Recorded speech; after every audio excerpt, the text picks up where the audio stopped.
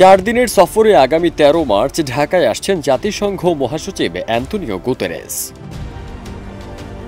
স্থানীয় সময় 26 ফেব্রুয়ারি জাতিসংঘে বাংলাদেশের স্থায়ী মিশন এক সংবাদ বিজ্ঞপ্তিতে এ তথ্য জানায়।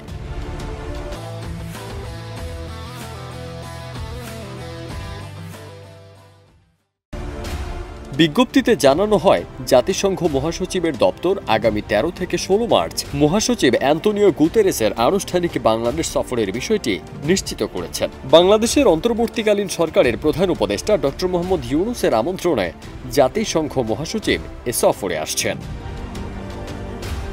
বিজ্ঞপ্তিতে আরও বলা হয়, প্রধান উপদেষ্টা রোহিঙ্গা ও অগ্রাধিকার ইস্যু বিষয়ক বিশেষ দূত ডক্টর খলিলুর রহমান গত 7 ফেব্রুয়ারি নিউ ইয়র্কে জাতিসংঘ মহাসচিবের সঙ্গে সাক্ষাৎ করেন।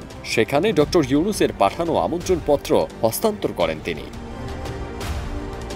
ফারদিন সানি, দেশ রূপান্তর।